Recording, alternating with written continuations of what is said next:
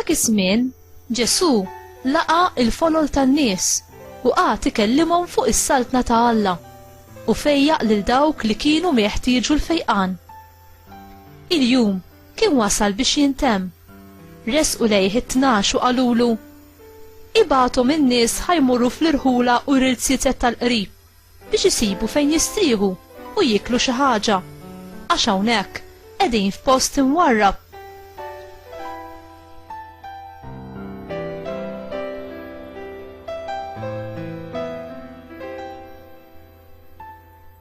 Iżda hu qalilhom: għatuhom intom x'jieklu.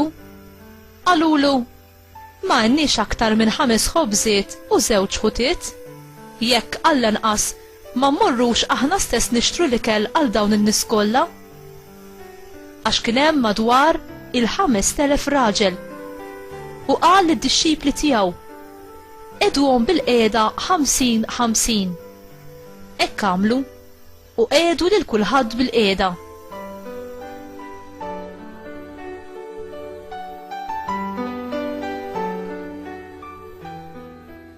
Imbagħad ħal 5 ħobżiet u 2 ħutiet, refa' għajnejh lejn is-sema, berikhom u qasamhom u tom lid-dixxipli biex inewluhom lin-nies. U kulħadd kiel u xeba u l-bċejjeġ tal-ħobż li kien fadal ġabruhom fi 12 qoffa.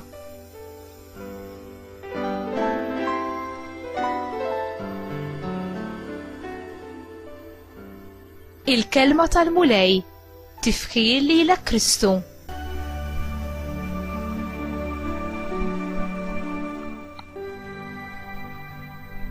Hemm xi ħaġa f'din id-dinja li verament tista' taqtanna l-ġuħ u l-għaġġ profond li aħna nesperjenzaw.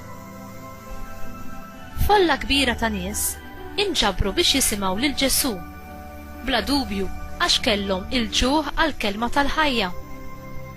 Meta sar fil-għaxija, id-dixxipli ta' Ġesù rridu jibgħatuhom lura lejn djarhom għax huma ma kellhomx ir-riżorsi biex jitimgħuhom. Huma kkummentaw ukoll li kieku kellhom jonfqu l-flus biex jixtru x'jieklu lil dik il-folla kbira, kienu jridu jonfqu tal-inqas paga ta' 6 xhur. Ġesù, il-ħobż tal-ħajja, ħa il-ftit li kellhom, 5 ħobżiet u 2 ħutiet. U wara r-rat ħaj lill-missieru tas-sema, qasmu lil kulħadd sakemm kielu u xebaw. Il-mulej dejjem hekk jimxi magħna.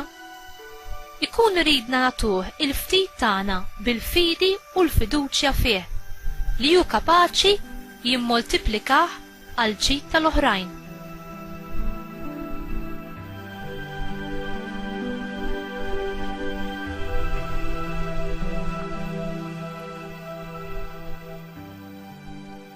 Il-miraklu ta' Ġesù li jitma' il-5,000 raġel huwa l-uniku wieħed irrakkuntat fl-4 Vanġeli.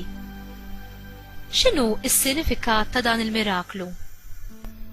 Dan il-miraklu fakkar lil poplu fil-providenza ta' Alla meta temaħħom fid-deżert, meta kienu taħt it-tmexxija ta' Mosè. Dawn meta qabadhom il-ġuħ, Alla batilhom il-manna x'jieklu. Dan l-ikel kien bitħejjija għal veru ħobż li jinżel mis-sema kuljum fuq l-artali tagħna li hu Ġesù innifsu. Hu l-uniku li jissodisfa il-ġuħ spiritwali tagħna u min jiekol minn dan ma jmut qatt imma jgħix b'Ġesù għall-eternità. Inti tersaq lejn Ġesù biex tagħtih il-ftit tiegħek fiduċja li hu bih se jibdel il-ħajja tiegħek u tal-oħrajn. Ġesù, il-ħobż ħaj li jinżel kuljum f'kull qudiesa li titqaddes. Jiġi biex ikun il-ħobż li jgħajjex lilna l-koll. Qiegħed tersaq b'qalb safja biex tirċevih? Jew tħallih jistenna waħdu fit-tabernaklu tal-knejjes tagħna?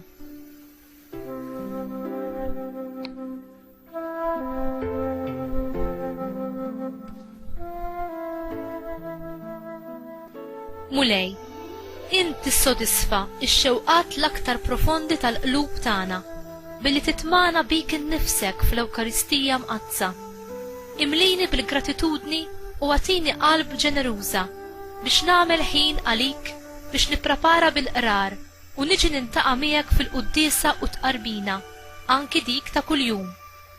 Għamel li nkun ukoll ta' xhieda għal ta' madwari biex huma wkoll jiġu jduqu mill-benna li int biss taf tagħti, il-benna tiegħek innifsek. Amen.